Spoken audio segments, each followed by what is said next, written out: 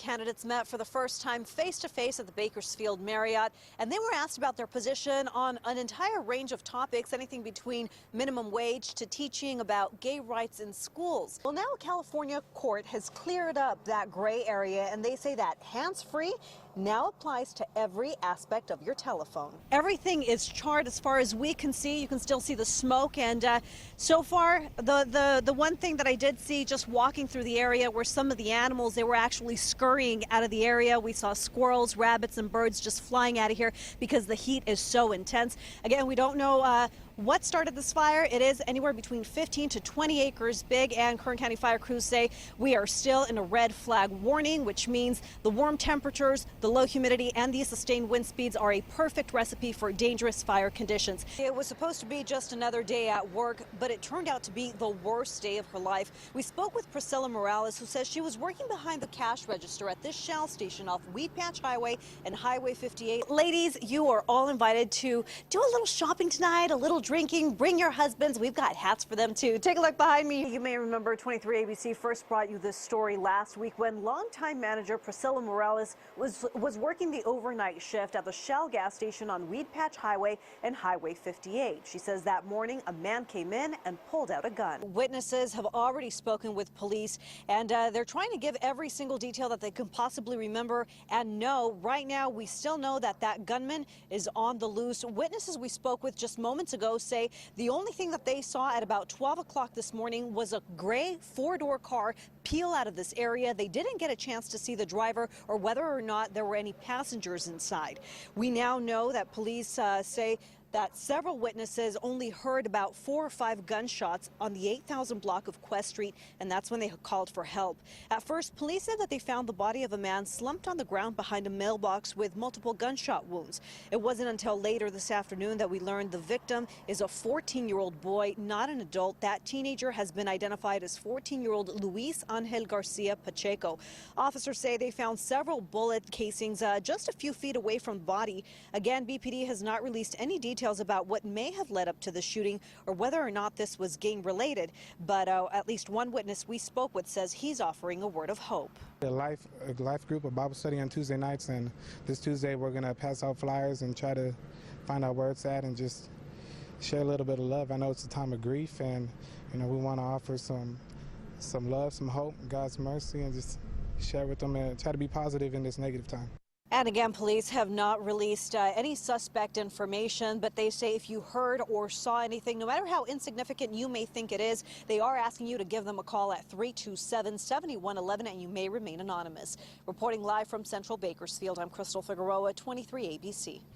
Todd, unfortunately, fire crews say it is simply too early into their investigation to actually link that rash of fires with perhaps the people who are making this area their home. But we've been surveying the area, and this is just how quickly this fire has swept through this area off of Denise. You can see this bush here on the bottom. It's all charred, but as you move to the top, all of that didn't even get a chance to catch on fire because the wind is moving through this area so quickly. It just pushed this fire and didn't even let this entire bush get burned. But the entire area, as you can see, this is what is left of the fire that started just before 2:30 this afternoon in the area of Manor and Denise Avenue, just south of the river.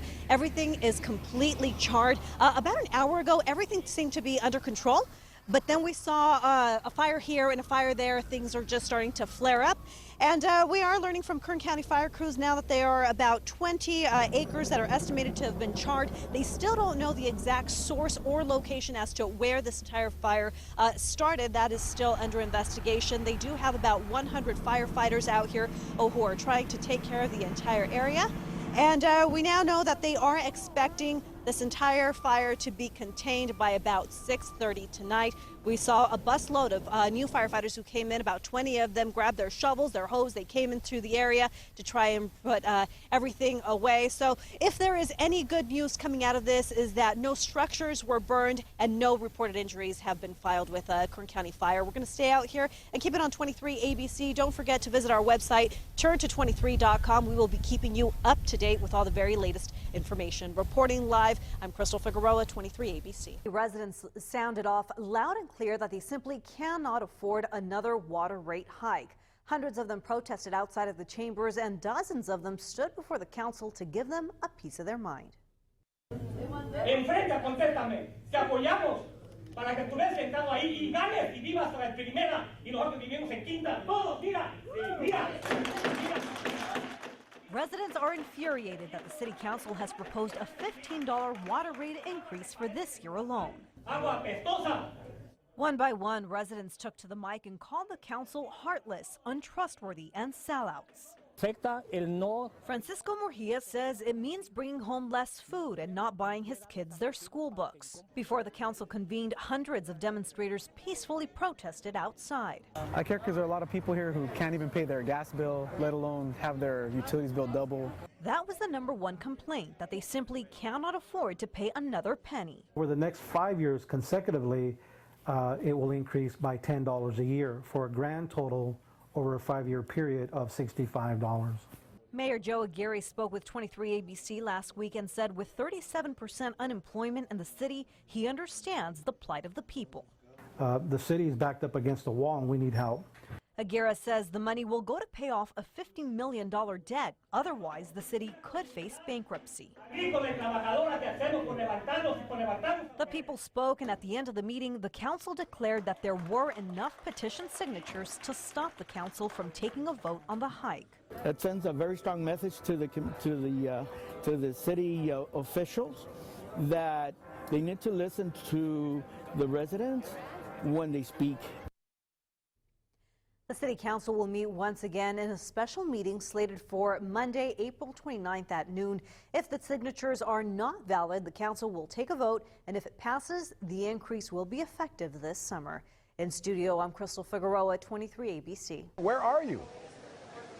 Good morning, Mike. Yeah, we're standing outside of the Rabobank Convention Center. We actually had to move because in just about 15 minutes, the public is going to be allowed to go inside the area and start touring. There are approximately 1,000 names etched on this wall of valor, and every name is a Kern County hero, and every hero has his or her own story. This year marks the 20th anniversary of the passing of Cesar Chavez, and with it, his son Paul says comes one small victory in eliminating labels. Jackie Troy, at first, some people thought that it was an urban legend, but now neighbors near Fresno Avenue and Highway 43 are coming forward saying that they have seen that black cat with their own eyes.